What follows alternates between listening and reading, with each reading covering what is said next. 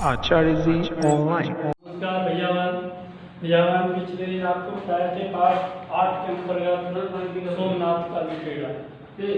सोमनाथ मंदिर गुजरात में है, आपको बता चुके हैं।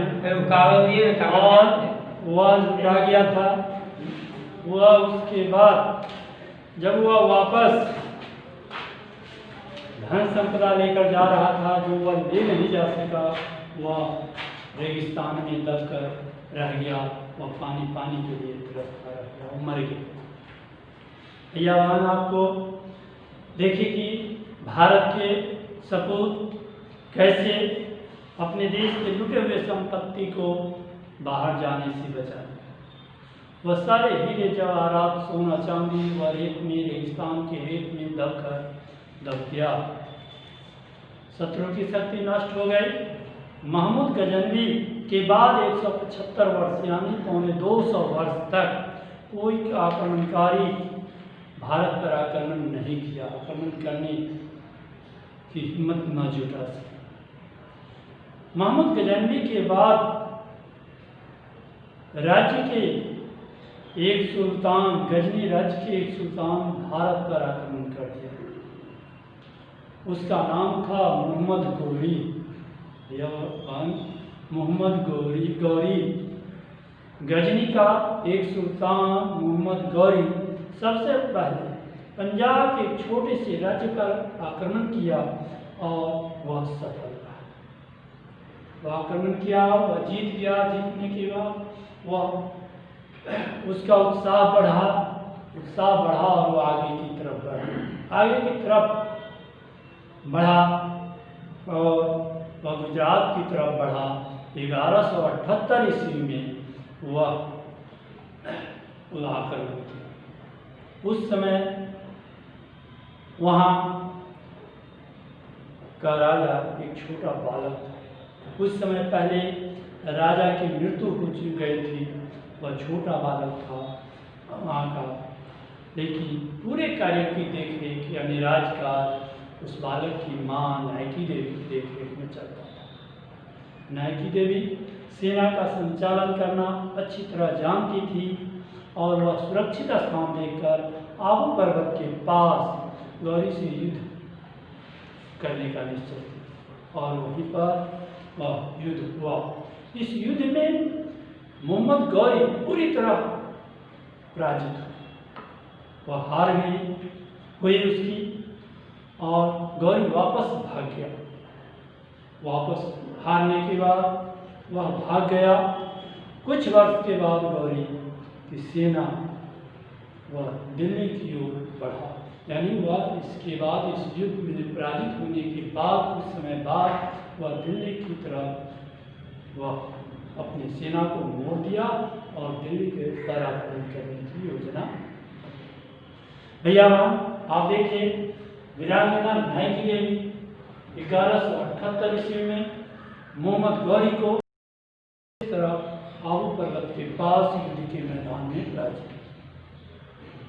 पराजित होने के बाद वहाँ से वह कुछ समय बाद दिल्ली की तरफ वह अपनी सेना को मोड़ दिया और वह फिर आक्रमण करने की योजना।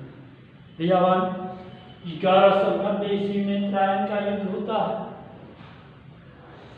मोहम्मद गौरी ने भटिंडा के किला पर धावा बोल दिया और उस पर अधिकार कर दिया। वह दिल्ली राज्य का अंतिम दुर्ग था। दिल्ली राज्य का अंतिम दुर्ग था भटिंडा के किला पर आक्रमण करने के बाद उस पर अधिकार कर लिया और उसके बाद वह तराइन के मैदान की ओर बढ़ा। वह तराइन का मैदान थानेश्वर से 12 मील दक्षिण की ओर है, या थानेश्वर जो वर्तमान में कुरुक्षेत्र हरियाणा राज्य में है, वहाँ से 12 मील दक्षिण की ओर यह तराइन का मैदान है। तराइन के मैदान में मोहम्मद गौरी और पृथ्वीराज के बीच युद्ध हुआ। पृथ्वीराज चौहान और मोहम्मद गौरी के बीच तराइन के मैदान में युद्ध हुआ। मोहम्मद गौरी और दिल्ली के शासक पृथ्वीराज चौहान के बीच युद्ध हुआ। उस युद्ध में पृथ्वीराज के सैनिक शत्रु की सेना के दोनों बढ़ गए। दिल्ली के सैनिकों ने हाथियों पर से शंख बजाकर हमला शुरू करने का संकेत दिया और मोहम्मद गौरी की सेना ऊंटों पर रखे धौसा यह एक प्रकार का वाद्य यंत्र है और तुरही बजाकर लड़ाई करने का, युद्ध करने का संकेत दिया। लड़ाई आरंभ हुआ। यावन राजपूतों के प्रचंड प्रहार से यानी उसकी आक्रमण से शत्रु सेना बादल की भांति बिखर गई, तितर बितर हो गया। गौरी की सेना के मध्य भाग में आतंक फैल गया। मध्य का अर्थ बीच भाग में, यानी वह भय उसके अंदर भय व्याप्त हो गया।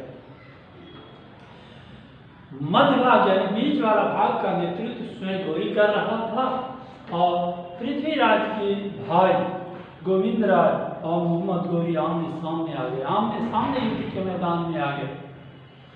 गोविंदराज ने अपने भाला गौरी पर चला दिया।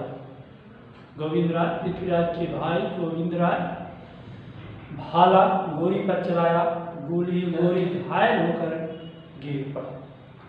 गौरी की सेना में भगदड़ मच गई और घायल अवस्था में भागते हुए मोहम्मद गौरी पकड़ा। यावन पकड़ा तो गया, लेकिन वह क्षमा मांगने लगा और क्षमा मांगने लगा, जिसके कारण क्या हुआ, पृथ्वीराज से क्षमा मांगने पर पृथ्वीराज छोड़ दिया। मोहम्मद गौरी को पृथ्वीराज छोड़ दिया। यावन यह बहुत बड़ा भूल हुआ और वह भूल का परिणाम अगले दिन आपको बताएंगे कि क्या हुआ। यहाँ तो देखे कि मोहम्मद गौरी हार गया था, वह बंदी बना दिया गया था, घायल हो गया था और वह क्षमा मांगने पर उसको पृथ्वीराज चौहान के द्वारा उसको छोड़ दिया गया। यावन भारतीयों में दया की भाव होता है और वह क्षमा कर देते हैं दूसरे को, लेकिन इस युद्ध में वह क्षमा करना वह बाद में कितना उसका परिणाम भुगतना पड़ा, वह अगले क्लास में आपको बताएंगे। आज के लिए इतना ही। भैयावान गृह कार्य लिख देंगे। गृह कार्य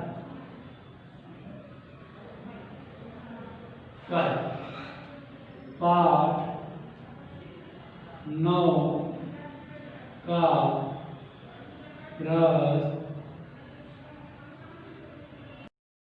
प्रश्न 1 का प्रश्नोत्तर लिखकर